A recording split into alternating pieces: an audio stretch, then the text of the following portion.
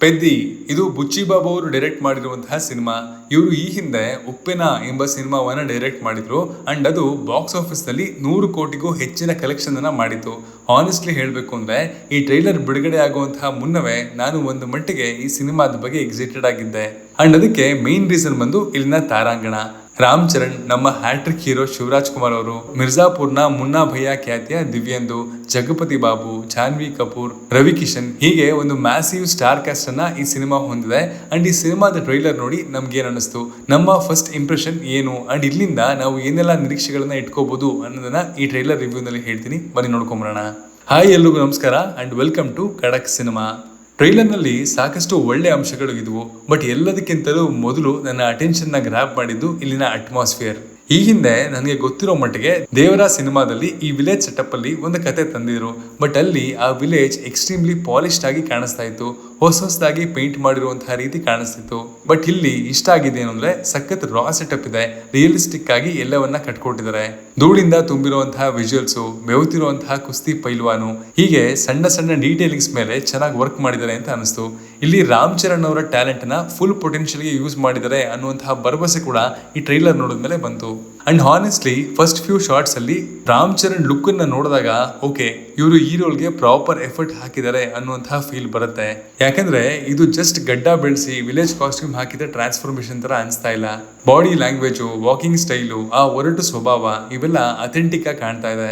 Actually teaser ಬಂದ time ಇಂದಾನೆ ಜನ ಕಂಪೇರ್ ಮಾಡೋದಕ್ಕೆ ಸ್ಟಾರ್ಟ್ ಮಾಡಿದ್ರು, ರಂಗಸ್ಥಳಂ ವೈಬ್ಸ್ ಇದೆಯಾ, ಪುಷ್ಪಾ ಶೇಡ್ ಇದೆಯಾ ಅಂತ.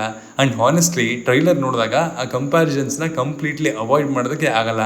ರೂರಲ್ ಬ್ಯಾಕ್ ಡ್ರಾಪ್, ರಗಡ್ ಹೀರೋ, ನ್ಯಾಚುರಲಿ ಆ ಫೀಲ್ ಸ್ವಲ್ಪ ಬರುತ್ತೆ.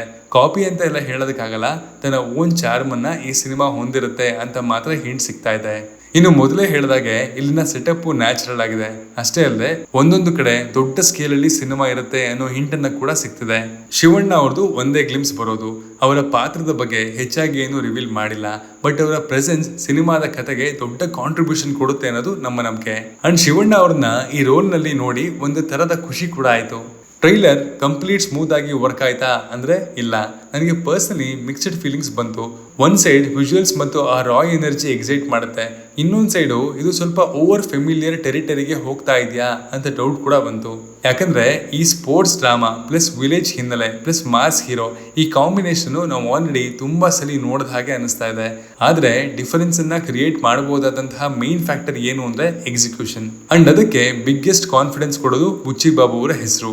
ಯಾಕಂದ್ರೆ ಉಪ್ಪೆನ ಸಿನಿಮಾದಲ್ಲಿ ಕೂಡ ಸಿಂಪಲ್ ಕಥೆನ ಎಮೋಷನಲ್ ಡೀಟೇಲಿಂಗ್ ಇಂದ ಎಲಿವೇಟ್ ಮಾಡಿದ್ರು, ಇಲ್ಲೂ ಕೂಡ ಅದೇ ಎಮೋಷನಲ್ ಸ್ಟ್ರೆಂತ್ ಇದ್ರೆ ಸಿನಿಮಾ ವರ್ಕ್ ಆಗ್ಬೋದು. ಇನ್ನು ಜಾನ್ವಿ ಕಪೂರ್ ಅವರ ಕ್ಯಾರೆಕ್ಟರ್ ನ ದೇವರಾದಿಂದ ಕಾಪಿ ಪೇಸ್ಟ್ ಮಾಡಿದ ಹಾಗೆ ಅನಿಸ್ತಾ ಇದೆ.